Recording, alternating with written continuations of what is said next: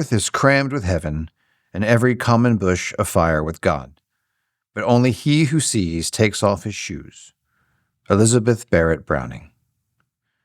Hello, my name is Jason Brogdon, and in this episode of the Scientists as Priests podcast, I would like to share with you some thoughts about devout naturalism. Robert Boyle's Free Inquiry into the Vulgarly Received Notion of Nature, 1686, dissected an ancient notion that still hinders a healthy dialogue in such realms as education, natural science, and theology. Boyle's younger apprentice, David Abercrombie, wrote, "I therefore look upon this work as the new system of a new philosophy which fundamentally overthrows a foundation, namely, nature, with a capital N, of all views hitherto held in philosophical matters." The central concern here that I have is often encapsulated in such memes as nature abhors a vacuum, nature does nothing in vain, or nature is the wisest physician. This vulgar or common way of understanding the natural world as something personified, nature with a capital N, is still around and is fairly unchanged. The anthropomorphism, big word, between the Aristotelian concept of desire and the more modern construction of obeying laws actually bear little difference from each other. The truth is much more disturbing. For Robert Boyle, a law is but, he says, a notional rule of acting according to the declared will of a superior. Nothing but an intellectual being can be properly capable of receiving and acting by a law. Nature is incapable of obeying a law since nature, capital N, is not a thing. Matter and energy do behave in an orderly and understood manner, but since they're inanimate, these anthropomorphic concepts creep in. And so, what's really happening? Boyle wanted to avoid the reification and deification of nature, capital N, attributing intelligence and reason to lifeless matter. He called it in Latin, he called it a fuga vacui, or an empty escape, kind of like this empty notion, this empty idea that sounds good, but it has no real meaning to what's actually happening. Thus, his emphasis on the natural world running as an automata, like a machine, and its study being dubbed mechanical philosophy, entered in. I think this was an overcorrection, but he wanted to get away from the idea of nature as some sort of little deity, so he viewed the natural world more as a machine. But moreover, he was opposed to the teleological or conceptual descriptions of the natural world, like it's like a loaf of bread or a river or anything like that. These were vulgar in his mind. Instead, he viewed the natural order as a creation, or in Greek, a poema. God didn't need an imperfect vice manager like nature helping him out in clumsy fashion. The order was good, though uncultivated and in need of oversight for flourishing. The problem with human reason in this context, as Boyle saw it, was that he believed that, quote, God in creating human beings deliberately limited reason's power and scope, close quote. In other words, our computer in our brain is limited. And so he held to several categories of knowledge: inexplicable, privileged, and emergent truths. And so the task of the natural philosopher, the scientist, was to discover the emergent truths of natural phenomena. After that, a scientist should push further, if they wanted to, as a scientist priest into the theological realm of privileged truths. And they would maintain a principle of non-contradiction. In other words, they wouldn't have theology and science fight with each other.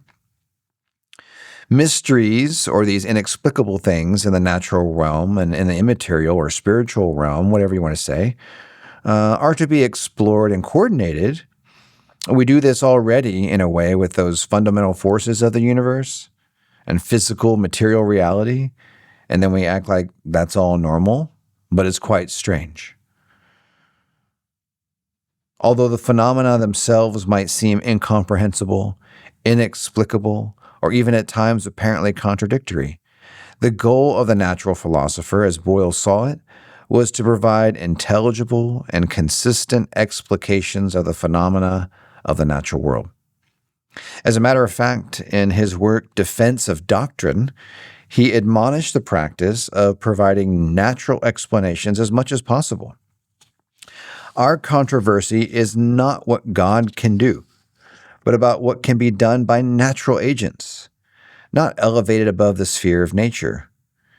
It be preferred above our adversaries that in our things are explicated by the ordinary course of nature, whereas in other recourse must be left to miracles. So a scientist as priest focuses on what the Creator actually has done, not what he can do. And so the greatest danger to both science and religion would be to offer premature or speculative hypotheses. These are actually dangerous. Devise experiments, observe faithfully, and collect data to enrich the historical appreciation of the natural world, but do not seek to establish theories and principles that are speculative. A faithful hypothesis, an experiment can be replicated or rejected over time, but it at least provides an aid for progressive knowledge, something to test against. In Origin of Forms and Qualities, Boyle notes that it becomes a naturalist not only to advise hypotheses and experiments, but to examine and improve those that are already found out. To go deeper, and to sum up this part, naturalists have always had three practices when encountering natural phenomena. Number one, leave the common experience to go out into field research. Number two, create controlled encounters and environments for repeated observations to eliminate the need for travel. And number three, find a method for collecting and transmitting thoughts in verbal and visual representation. This is a devout naturalist. For these reasons, examining technology for experiencing and reproducing nature is the best way to approach the field of phenomenology. Right? There should be a constant motion between the research, the field, the lab, and the community of learners. Different forms of experience constitute the sensibility of the natural ethos. Wider experience helps to structure and alter the way experience is felt. Francis Bacon, for example, didn't use the word experience the same way as it is meant today, simple sense perception.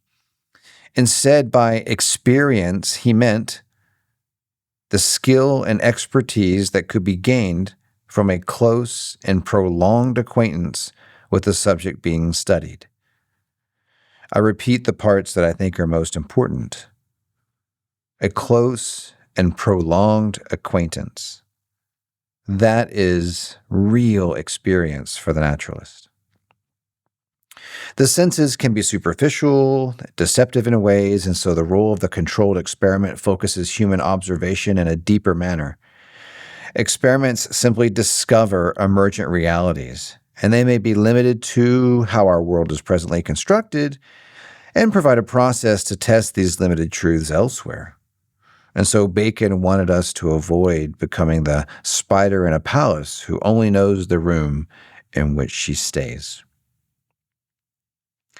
Lastly, here on this part, reflection is key.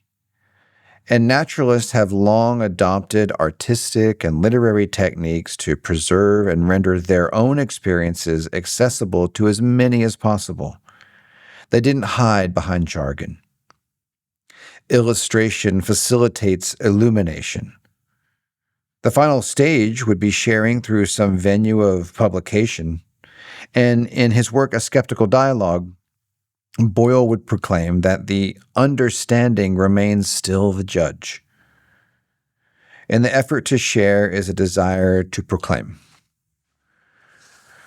Robert Boyle presumed to seek to determine through scientific reason alone how God made the world. He described his chemical explorations as divine guidance through pregnant hints. He says, a God with free will had surely been free to create whatever world God wished. Only through humble empirical methods could the divinely chosen world be grasped.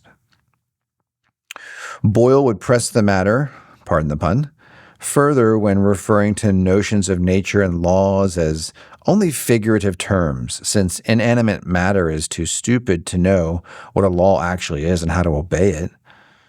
And yet, in ironic fashion, the historian John Hedley Brooke makes it clear that modern scientific culture is dominated by this sentimental notion that it's to avoid and exclude any religious language that may hint at interference of the pursuit of objective knowledge. He says much of the vigor of this exclusionist position derives from the social transformations of the 19th century, when self-consciously professionalizing scientists raised their profile by campaigning against what they saw as the defective standards of clerical and church amateurs. And so they want to protect themselves from churchy language, and so they develop this ethos. But what it does is it hides what's really going on.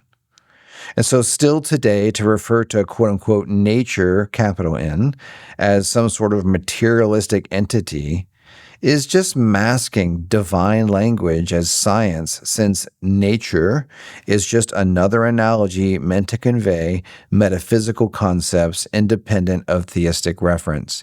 Now that sounds technical, but what they're saying is they use nature to hide godlike language without sounding religious. This is confusing and clumsy.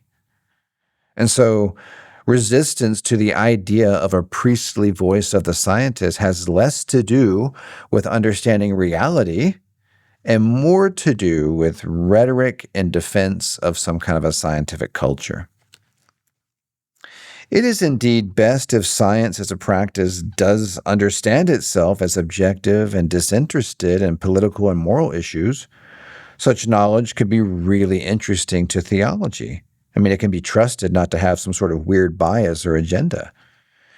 However, it should also mean that it's comfortable amassing and curating a storehouse of knowledge in modern culture that actually might have moral and religious value. You can explain materialistic without being atheistic. The principal consequence of the historical shift is to undermine kind of this artificiality of abstracting, quote, science and, quote, religion from the past context with views to establishing some notional or unmediated relations between them. In other words, the scientists by their language are trying to play referee between science and religion, but they also betray themselves by their language by making nature a type of small deity. And so the whole thing's messed up. The goal is not to exclude and remove attempts at human interpretation and meaning that should be a human endeavor. Both science and religion are more bodies of practice rather than bodies of ideas. Content and fidelity to reality are essential, but the primary modality, the way of being, is actually that of knowing, not just collecting facts, but a lifestyle, an approach. Might not the effect of investigating Newton's practices as a natural philosopher and his practices as a heretical Christian be to divide what he expressly united together, says John Hedley Brooke? Isaac Newton himself wrote, "This most beautiful system of the sun, planets, and comets could only proceed from the counsel and dominion of an intelligent and powerful being." Principia, 1713. An example of this would be the three-body problem in astronomy. When you have three bodies interacting with each other with their own gravitational forces, it's not that it's chaos, but there are too many variables and too many variations to predict mathematically what's going on. And yet, our solar system holds together. Newton's scientific or his natural philosophical and theological discoveries helped him remove complexity from biblical language as well as the natural world. In the life of a devout believer, the two paths can't be separated. Charles Darwin himself would use interesting language when discussing his findings into the speciation process of barnacles by declaring, "My species theory is all gospel." Darwin would begin to conceive of evolution as a natural means to preserving perfect adaptations in a changing creation.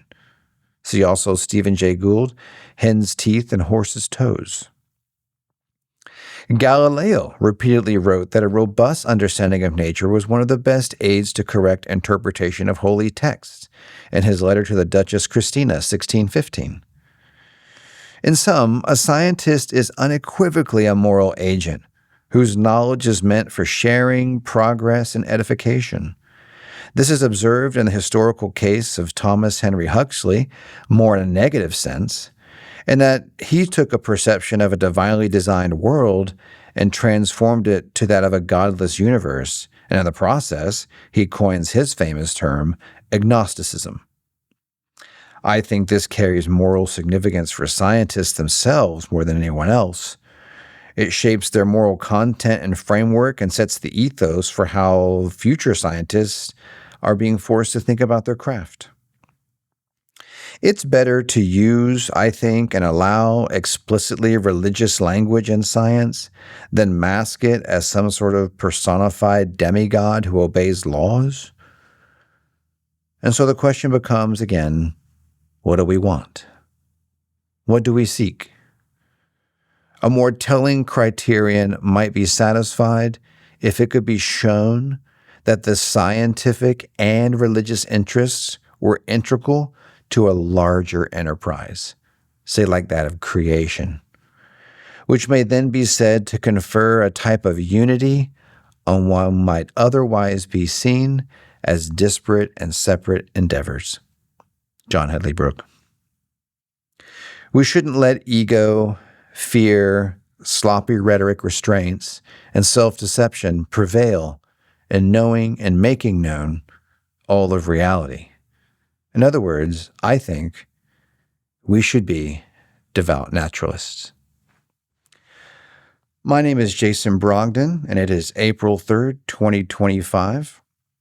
All images and sources are used by permission of the University of Oklahoma History of Science Collections, and I am recording this in Lakeway Studios in Lewisville, Texas. Thanks for listening.